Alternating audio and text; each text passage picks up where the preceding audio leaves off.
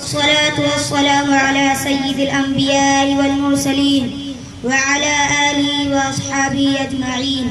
قال الله تبارك وتعالى في القرآن المجيد والفرقان الحميد: أعوذ بالله من الشيطان الرجيم. بسم الله الرحمن الرحيم. إنا نحن نزلنا الذكر وإنا له لحافظون. وقال رسول الله صلى الله عليه وسلم: خيركم ما تعلم القرآن وعلمه. الہی رونق اسلام کے سامان پیدا کر، الہی رونق اسلام کے سامان پیدا کر، دلوں میں مومنوں کو الفت قرآن پیدا کر. نسیم صبح امن و عافیت اور صبح پکار آئی، نسیم صبح امن و عافیت اور صبح پکار آئی. مبارک ہو کہ اب گلشن میں قرآنی بہار آئی. قابل قدر جناب صدر و حضرات اساتذہ کرام و برادران اسلام اور عزیز دوستوں، بندہ اس نورانی محفل میں قرآن کریم کی اہمیت پر روشنی ڈالنا چاہتا ہے. آپ سے مؤدبانہ گزارش ہے کہ میری معروضات کو غور سے سنیں. میرے محترم ساتھیوں، قرآن پاک وہ مقدس کتاب ہے جس سے ایمانی افکار اور اخلاقی قدروں کے پھول کھل جاتے ہیں. قرآن کریم جو سر چشمہ رشد و ہدایت، منبع اسرار و حکم، خزینہ رحمت و برکت اور مرکز فلاح و نجاح ہے. اللہ تعالیٰ نے اپنے اس مبارک کلام کو رسول اکرم صلی اللہ علیہ وسلم کی ذات گرامی پر نازل فرمایا، جو خود حافظ تھے اور حفظ قرآن کی تعلیم کو پسند فرماتے تھے. ایک موقع پر حضور اکرم صلی اللہ علیہ وسلم نے ارشاد فرمایا کہ سب سے اعلیٰ اور بہتر وہ آدمی ہے جو قرآن کو سیکھے اور سکھلائے. حضرات، اپنے مقدس کلام کی حفاظت کا وعدہ خود رب العالمین نے لیا. چنانچہ ارشاد ہے: انا نحن نزلنا الذکر وانا له لحافظون.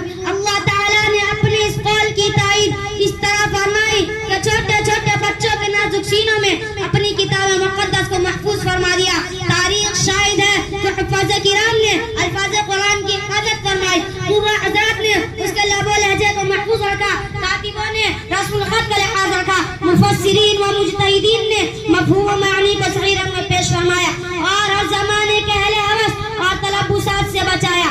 غرض کہ ہر زمانے میں ہر فن کے ماہرین نے اپنی اپنی نوعیت سے قرآن کی حفاظت فرمائی اور مدارس اسلامیہ نے تمام علوم قرآن کی حفاظت فرمائی. یہ تمام ہی حضرات اپنی اپنی نوعیت کے حساب سے قرآن کے محافظ ہے، مگر الفاظ قرآن رٹنے اور یاد کرنے والوں ہی کو حافظ کا مبال لقب سے ملقب اور مشہور کیا گیا.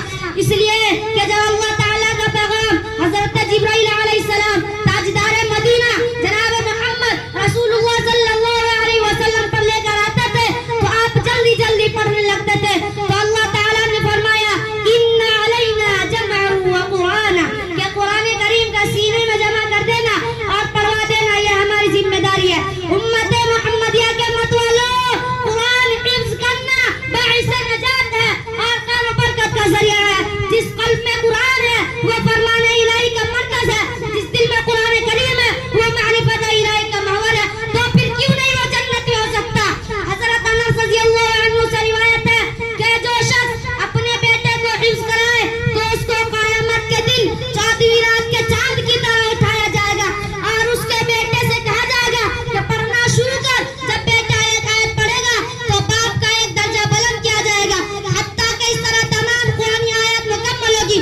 اللہ اکبر. ایک حدیث میں آیا ہے جو شخص قرآن پڑھے اور اس پر عمل کرے تو اس کے والدین کو قیامت کے دن ایک تاج پہنایا جائے گا جس کی روشنی آفتاب کی روشنی سے بدر زیادہ ہوگی. محترم حضرات، حفظ قرآن کریم جتنی فضیلتیں ہیں اتنی وعیدیں بھی ہیں. اس لیے حافظ قرآن کو چاہیے کہ ہمیشہ اپنے کو گناہوں سے باز رکھے اور نوافل میں اور چلتے پھرتے قرآن کریم کی تلاوت کرتا رہے. اگر کوئی حافظ قرآن پڑھنا چھوڑ دیتا ہے یا برائی میں ملوث ہو جاتا ہے تو قرآن اس کے سینے سے ایسا نکل جاتا ہے جیسے پیاسی اونٹنی پانی کی طرف دوڑتی ہے. آج کے دور میں بہت سے حضرات حفظ قرآن کو فضول سمجھتے ہیں، جبکہ آقا مدنی جناب محمد رسول اللہ صلی اللہ علیہ وسلم نے ارشاد فرمایا کہ ایک حافظ 10 جہنمیوں کو جنت میں لے جائے گا. اسی لیے کسی شاعر نے کہا ہے: وہ معزز تھے زمانے میں مسلمان ہو کر، وہ معزز تھے زمانے میں مسلمان ہو کر، ہم خوار ہوئے تاریخ قرآن ہو کر، جسے فضول سمجھ کر بجھا دیا تو نے وہی چراغ جلاؤ تو روشنی ہوگی. بس انہی چند کلمات پر میں اپنی تقریر کو ختم کرتا ہوں. وما علینا الا البلاغ.